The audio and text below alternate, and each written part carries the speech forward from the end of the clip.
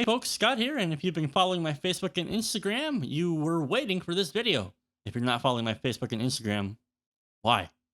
Anyway, today we're going to check out and demo the Dark Horse Drum Library from Cult Music Group.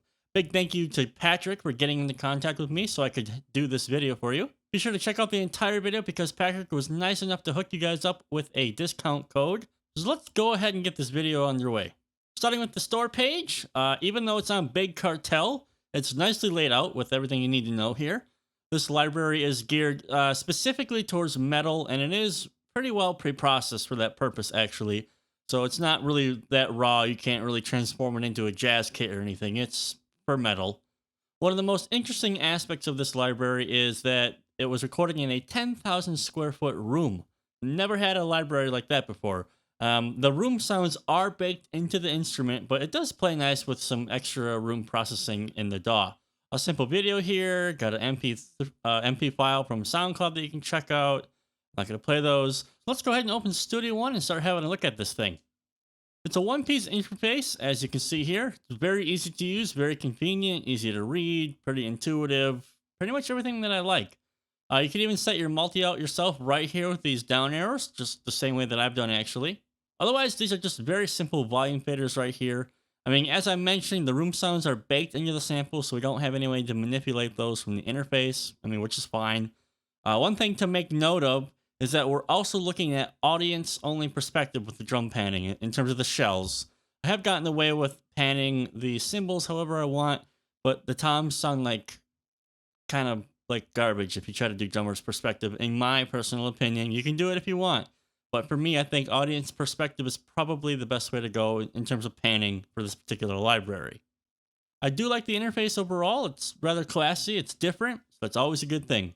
At this point, I want to go ahead and jump right into the mix and show you what I've got. So just a little 30-second riff here, and let's press play.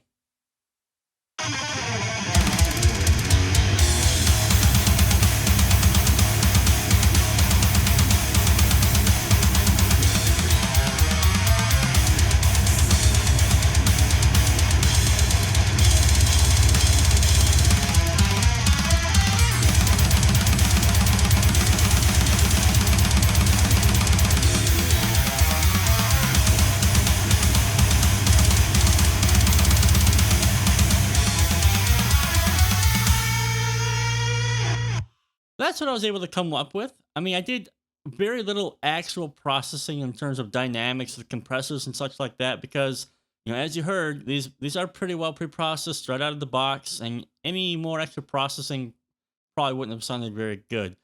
You may be wondering about my guitar recording scheme here. Don't worry about that. I'll have a video about that and all the impulse trickery that I'm doing here, so just kind of forget about that. The bass was the Colossal Bass CB2, which I just reviewed. You can check out that video if you want. So yeah, let's listen to what the drums sound like with all the processing, but just in solo mode.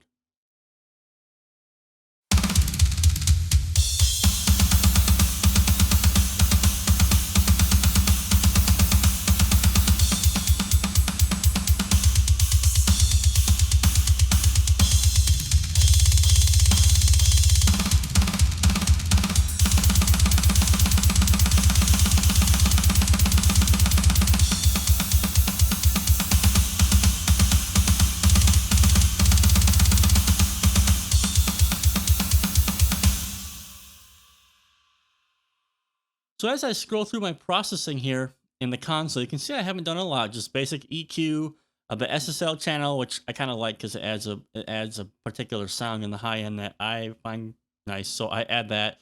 But there's no crazy techniques, no insane processing that I wouldn't normally do. These things are very clean, very easy to use, very easy to work with. And there's one actual thing that I noticed when I was working with them, because normally in my videos you see that I bounce all of my stems out, and then I do manual gating with the toms and editing with the actual audio. A really cool thing about this library is that it sounds like they took the time to logically and manually edit a fade out point for every particular sample. So when you hit the ride cymbal, it doesn't ring out for 20 seconds. It'll ring for about 3 or 4, and then it's going to have a fade out. This is perfect because I always have to edit my cymbals and my drums for this particular reason when it comes to samples when I'm working on my own things or for a client. It's tedious, It's annoying, and it's pretty cool that they thought to do this. So what that means is just one less thing to do. You can work on get your music produced faster. So as promised in the beginning of the video, I'm going to share the promo code with you now. So here it is on the screen. It's just Chernobyl. All you need to do is go to the page, throw this into the checkout, type in Chernobyl, and you're going to get yourself a 20% off discount code. That'll take it, at this time of this video when I'm recording it, that'll take it from $15 to $12, making this a ridiculously affordable library to add your collection and use anywhere that you see fit.